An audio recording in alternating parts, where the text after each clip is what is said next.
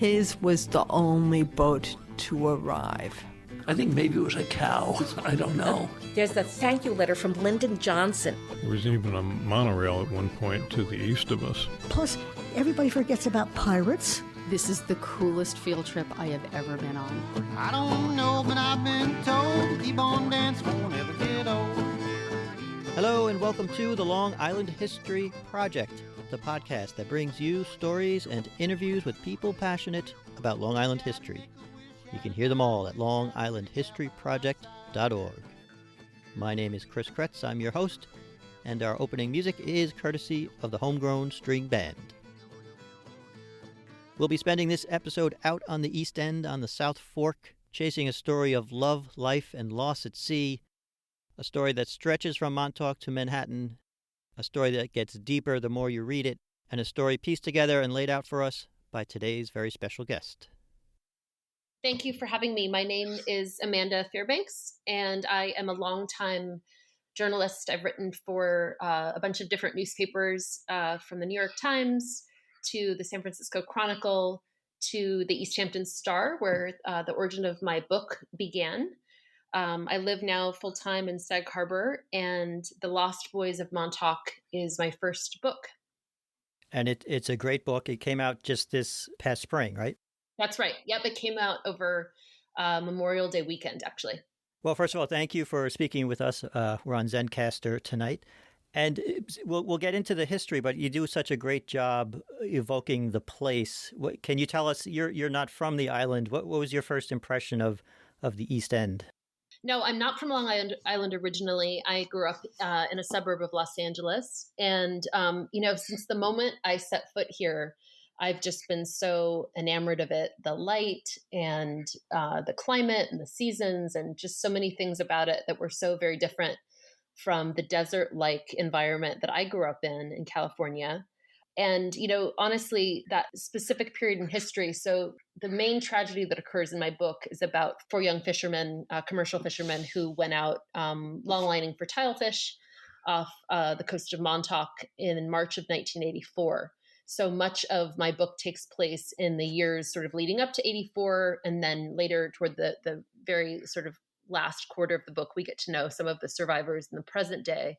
But I do spend much of the book in the kind of late 70s, early 80s. And honestly, the more that I got to know and learn about it and the stories that people shared with me, I really just wanted to time travel and be living here then. It just seemed in so many ways just a really fun, interesting time in history.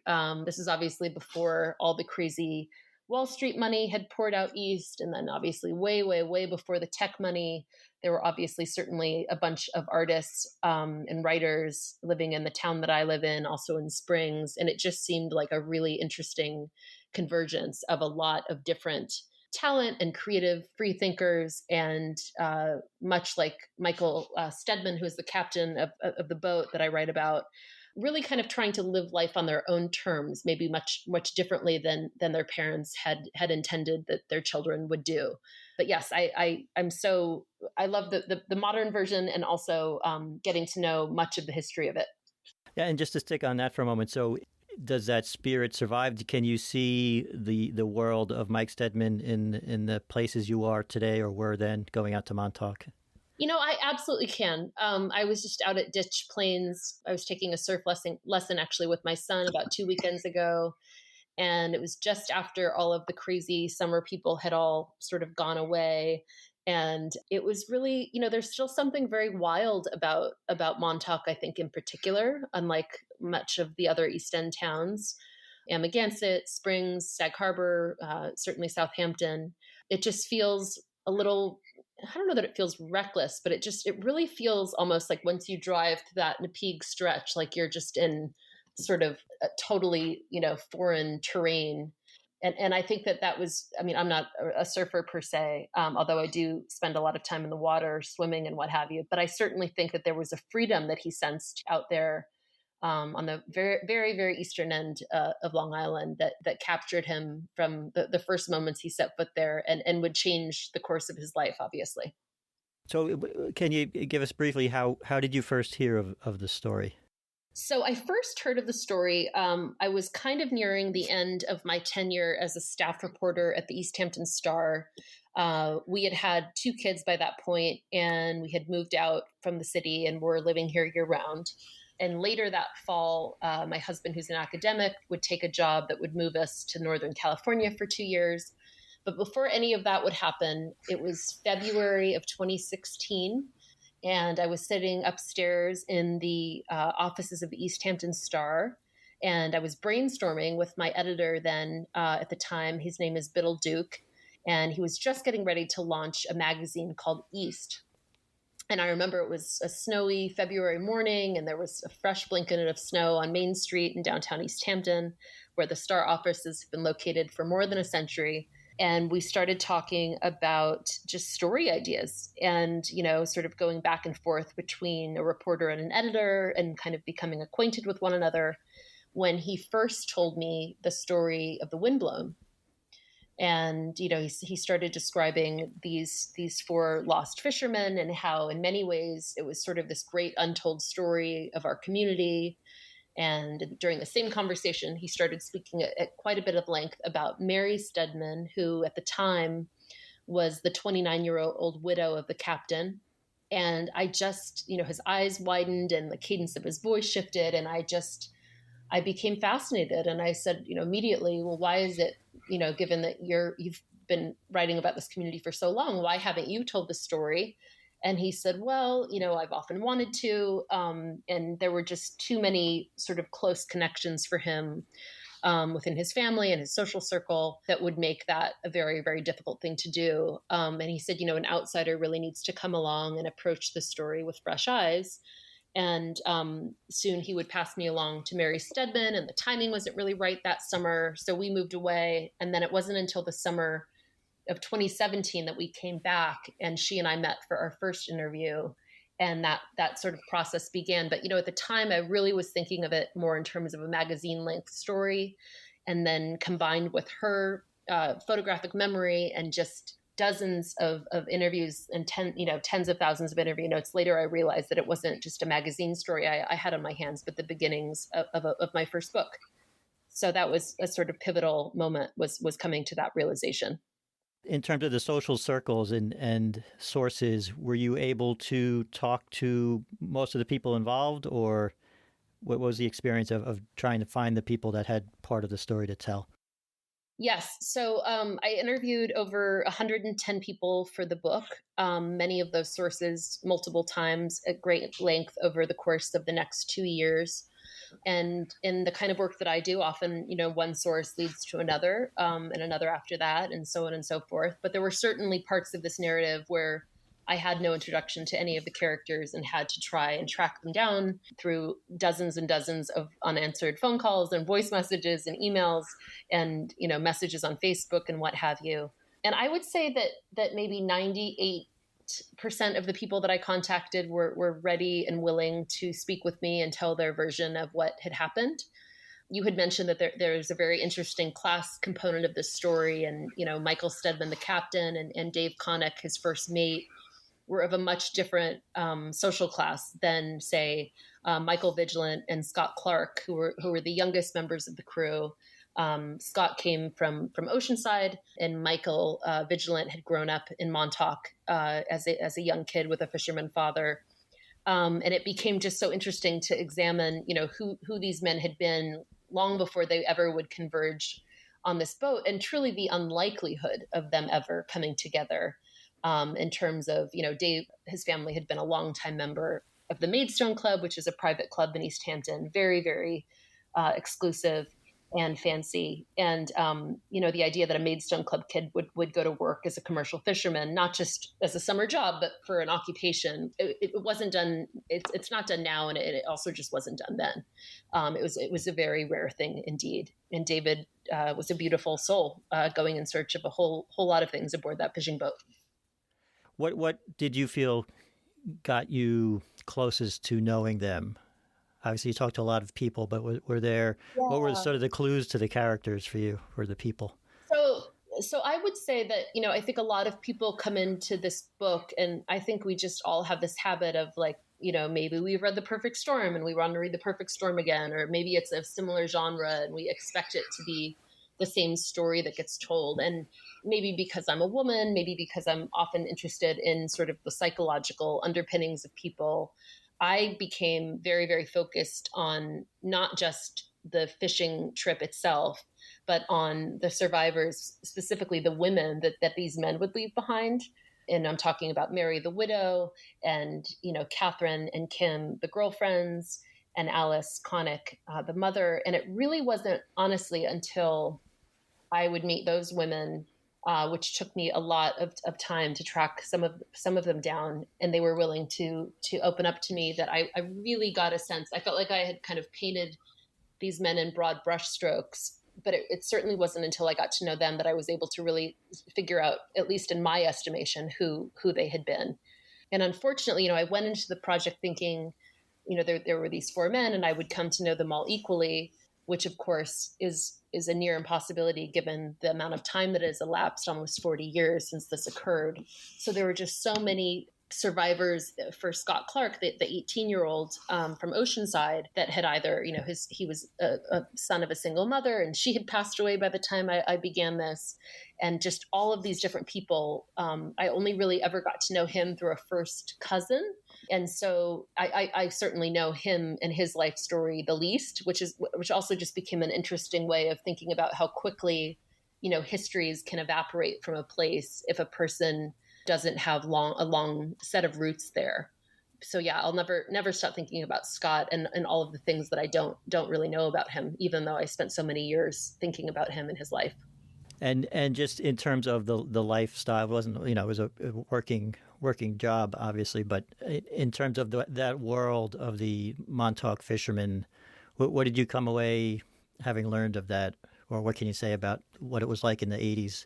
Oh, just how grueling and hard it was. I mean, I just was talking a few weeks ago to a young man who's part of a longlining crew. They're still longlining for tilefish out of Montauk, and they do 10 days on and 10 days off. And back in the 80s, it was more like 5 days on, 2 days off, 4 to 5 days on, 2 days off. And just how by the end of those 10 days, I mean, these guys are working 18 to 20 hours a day. It is just like a nonstop adrenaline rush. And sometimes they come back and they've made a ton of money. And sometimes they come back and they have, hardly covered the expenses of the trip. And it is just grueling, dangerous work. And I truly did not have an appreciation for, the fish that we eat and the people whose livelihood is dedicated to that, and just how difficult a line of work that it is. What I was also struck by were just the overall kind of generosity of all of the fishermen that I interviewed. I'm not a fisherman. I'll never be a fisherwoman. So I came to this with no knowledge of it. And even though I would ask these incredibly stupid questions, and I had one source in particular that would help read through some of the more technical things and correct, errors that I'd gotten wrong and what have you, just a really magnanimous, like generally speaking, just a very magnanimous, open-hearted group of people, I have to say, for a profession to try and kind of learn the inner workings of it the best that I could. And certainly there were things that I have inevitably gotten wrong. And so it sounds like the windblown was still in the living memory to these people, or some of them. It absolutely was. Yeah. One of the fascinating things was that when I came back in the fall of 2017 to do a reporting trip. By then we were living in California, and I went up to the lighthouse in Montauk with a friend just as it was closing and the gates were shutting and these different people were coming out, and I was trying to get in because I was catching a flight the next day, and I really wanted to see the Lost at Sea Memorial, which I had never seen all these years having lived here. And these 3 people stopped me and asked what we were doing. And I said, oh, I'm writing a story about the windblown. And they said, oh, you mean the boat that went down on March 29th, 1984?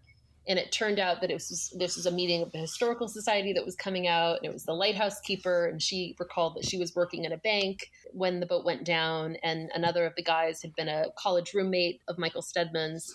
And of course, he knew, where he was. So what I realized at that point, I just had understood this as a story that lived among the people who knew and loved them. But then I sort of saw it as a tragedy that lived within the town's memory.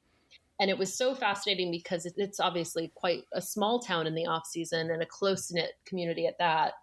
And it just became so interesting to think that this could live so largely in the hearts and the minds of the locals here on the East End, but say in Stony Brook or Brookhaven or what have you, they might not have ever even heard about it. And just how our communities bind us together in that way. It was sort of like the local version, I felt like, of 9/11. Just everyone would never forget where they were when they first heard the news, because it was just so much smaller and well-known of a community back then. And you mentioned, the perfect storm it leaps to mind as a comparison, but reading through the chapters, it reminded me of Ang Lee's Ice Storm. I don't know if you've seen that movie. Oh, yes. With the social realm and the Upper East Side connection. So I was curious because the story takes you through both worlds. I was thinking of it as the Upper East End. So you're moving from Montauk to Manhattan. Oh, I like that. The Upper East End. I love that. Which world did you feel harder to get into? I would say, oh gosh. I would say both worlds were equally distrusting of me because I sort of occupy like a middle tier, right? I would say, I don't know. It depends. Honestly, it would depend on the interview and the source. But I found both very insular and, these insider cultures that are difficult for an outsider to approach. So it was helpful if I could say, oh, I had spoken to so-and-so who put me in touch with you and what have you. Just for comparison's sake, I worked in Southampton for about 4 years, and I grew up in Queens, but I lived on the island most of my life, and I never knew that they called the rest of us Up Island. Oh, yes, right? Isn't that hilarious? Yep. Up Island. Yeah, I'm going Up Island to go run some errands or something. Yeah, hilarious. Right. Yeah, and in terms of coming to write the book, because you mentioned sort of your approach to it, so the tragedy occurs pretty early on, which I was kind of interested. It was interesting to see that choice, and then, like you said, you go through the lives and the people. So that was a conscious decision to sort of put that out on the table early. Yeah, I would say the structure of this book, given how many characters it has and how much time that we're pivoting around in, was the hardest nut for me to crack. And I, it could still be reconfigured in a different order in many ways. But I felt like the main gist of it was that, the reader is obviously going to go into this. Like, there's no surprise ending here. We know that these guys aren't going to make it back home. And so I wanted to kind of, like, by the end of the first chapter, I really wanted the reader to be in love with these guys, gunning for these guys, like wanting them and understanding like the tragedy of them not making it home, at least a glimpse of that, sort of the first layer of that. And then as the book goes on, to just get into the many different layers of who they were. And then obviously the people that they had left behind and how the loss of them still is reverberating, all these years and decades later. But no, that was not so obvious at the outset. And because I had never written a book before and I had only done, newspaper and magazine stories, like it was kind of like flinging paint at a wall because it was just going in so many different directions. And then I would learn about golden tilefish, and then I would learn about, why the topography at Ditch for surfing is so much better than other parts of Long Island or what have you. And it turns out that not everyone is as fascinated by golden tilefish as I am. So, you can sort of skip over that chapter if you're not, and you'll be totally, aligned with the plot. Now, I happen to love that about nonfiction. Some people don't. Like, we just all have these different preferences. But I think you can see in the book that I went on a little bit of an obsessive deep dive into many of these different worlds that were totally unknown to me. Well, and for myself as well, and you talk about the life of these men, and they were really children of the 60s or were born early 60s and grew up through the vibe of the 70s. And so what I'm getting to is, could you describe Mahoneyville and what you discovered? Oh, yes.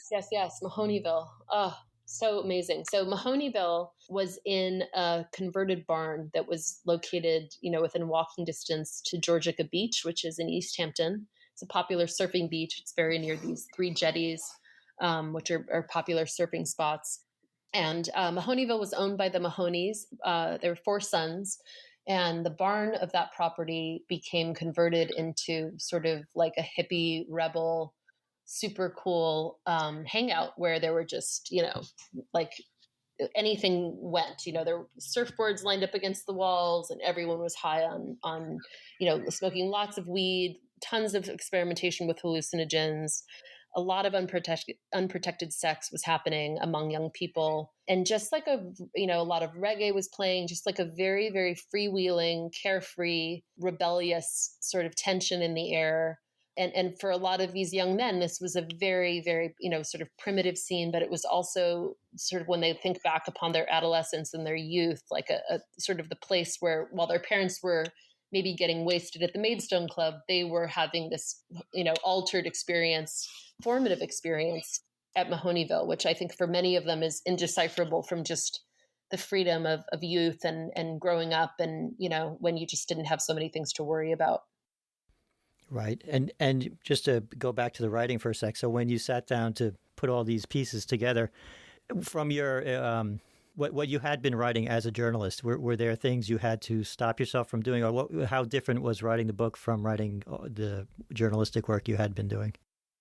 So, yes, I certainly kind of had to learn to do it as I went along. Thankfully, I had an amazing editor, Jackie Cantor at Simon & Schuster, who helped me with all of that. But, obviously I didn't know how to and I never ever write fiction, but I had to learn how to, drop clues throughout a narrative of where we were going with the different characters. And, that certainly wasn't present in my first draft, when I was just kind of like getting things out and ordered into different chapters. And it went through many different revisions from start to finish. It wasn't as though I sort of handed it in and there were like a few sentences that needed to be rearranged.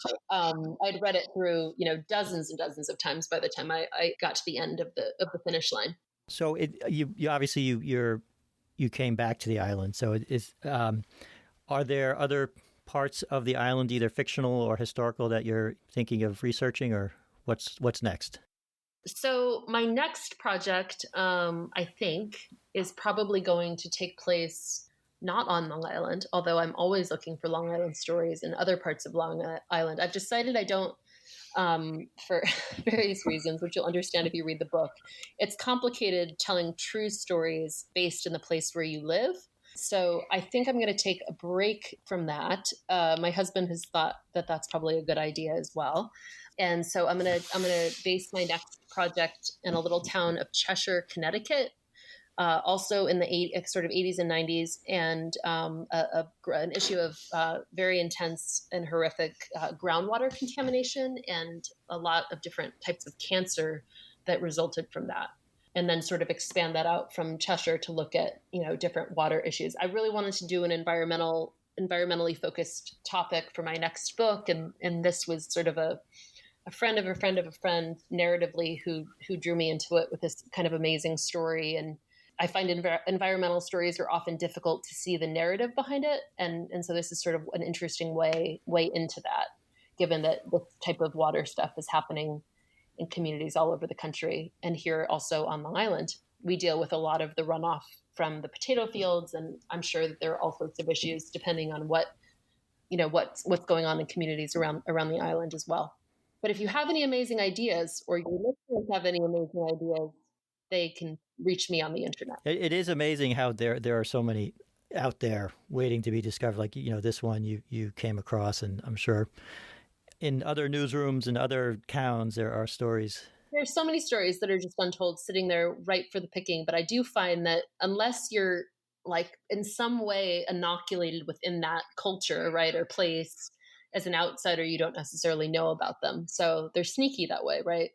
Or maybe you'd read something and go on a wild goose chase based on a newspaper story or what have you. But it's usually, I find, sort of an insider brings you along on at least the beginnings of what they think that story is. This is a tangent, so but in terms of, I've talked to a few journalists, and so I'm always interested in like sort of the fate of local journalism or the future of local journalism. So having worked at the East Hampton Star, any thoughts on what a small town paper is these days, or can be, or should be? I think it's such a vital public service and resource. I'm working on a story right now, actually, based on Shelter Island for the New York Times, and I was interviewing Ambrose Clancy, who is a newspaper reporter at the Shelter Island Reporter. He's one of two full-time staff people. When it was bought, I believe it was by the Suffolk Times, They've now since removed the office. So they don't have an office to go to. He said it used to always be so fun because you'd be sitting in there working and someone would come in after stopping by the post office and share, a news tip or tell them they'd gotten something right or something wrong. And now, due to the cost of living, he and his wife can no longer even afford to live there. So they're now in Riverhead. He's commuting to, Shelter Island when he needs to for his work. The newspaper is still doing well, but there's no physical space for it, which I just find so interesting. My story is not about this, actually. But just what vital service that these papers perform. And I think, as we look around the country, as these news gathering organizations disappear, just all the stories and oversight that's not being kept track of, which I think is such a loss on so many levels. I mean, these big companies can only cover so much, and they often don't do that at a hyper local kind of focus. Before I let you go, and we can keep talking, but what's your favorite thing about tilefish? My favorite thing about tilefish is how delicious it is, and how prior to researching this book, I had not only never heard of it before, I had never even tried it. So I now have a policy that if ever I'm having dinner and it's on the menu, I obviously have to order it. And sometimes I stop by a seafood shop in Montauk, then it's seafood, which often has it as well. And it's so yummy. And I don't know how I had never heard of it before. It is funny. In a few weeks, I should be interviewing a former bayman. So he was a clammer on the Great South Bay. Wow. And you described this very well in the book, sort of the natural cycle or how, what fish are running when and what they're hauling in changes economically and socially, I guess, and, who can work and how many people can work. Yes. Fascinating. And just also things that I didn't understand, and how the life cycles of fish, they wax and they wane and different species. And also what's so interesting now is that these guys in the mid 70s to mid 80s, this was really the gold rush for tilefish. And so they were going off crew after crew after crew with these 30 to 40 pound tilefish, tens of thousands of pounds of them. And now they're coming back with still tens of thousands of pounds, but the actual tilefish are like 2 to 3 inches. They're tiny. Oh, okay. Not all of them, but a lot of them are. And so it's actually this really interesting biological term called shifting baseline syndrome, which is essentially just that every generation gets used to things being a certain size. So like the guys longlining today in Montauk think that they should be 5 inches. What they don't know is that a generation prior, they would have been 4 times that size.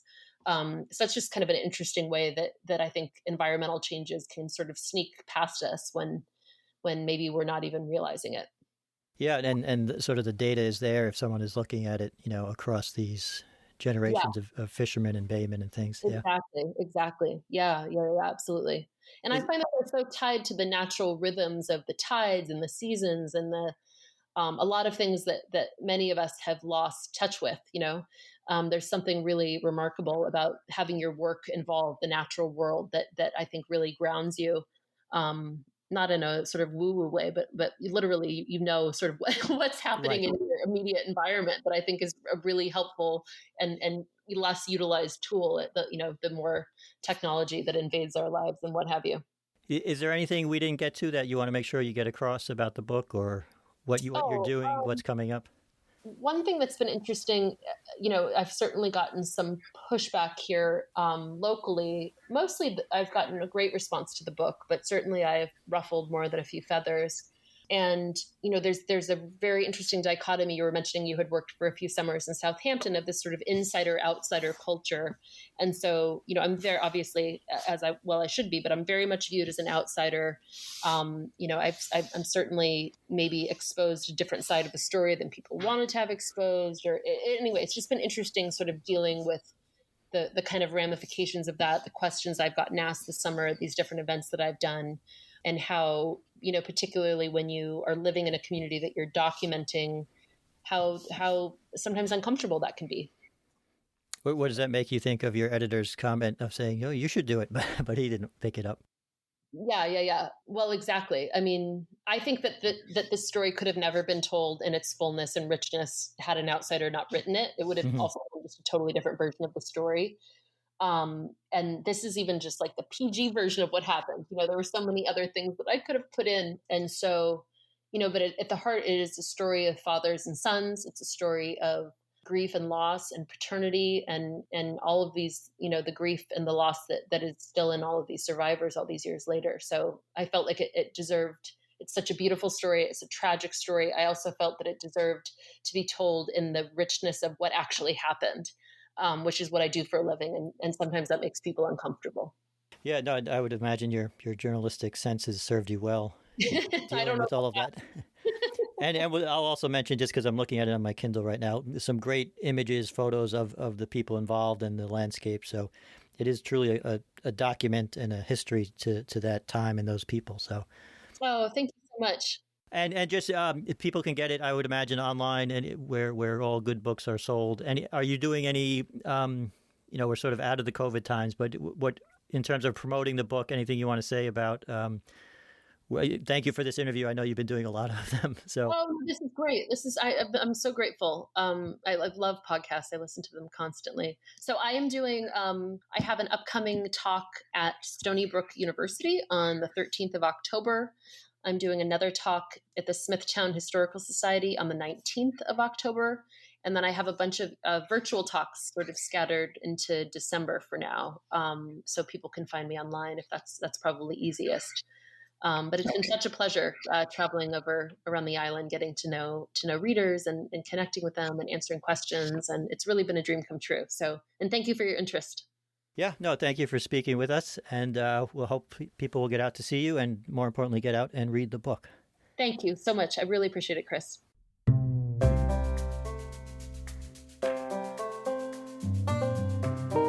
And thank you again to Amanda. You can check our show notes for information on how to get in touch with her and keep up with her activities and her writing. That's at longislandhistoryproject.org. And if you like this episode, and we hope you did, all we ask is that you share it with a friend. Grab the URL, send it off in a tweet or an email, post it on Facebook. Send it to those guys you used to go fishing with, or your friend with a boat, or anyone who's trekked out to Montauk, climbed the lighthouse, spent time staring out at the waves. Let them know that there is a podcast out there dedicated to Long Island history. Our outro music is Capering by the Blue Dot Sessions, used under an Attribution 4.0 international license. And that does it for this episode. As always, thank you for listening.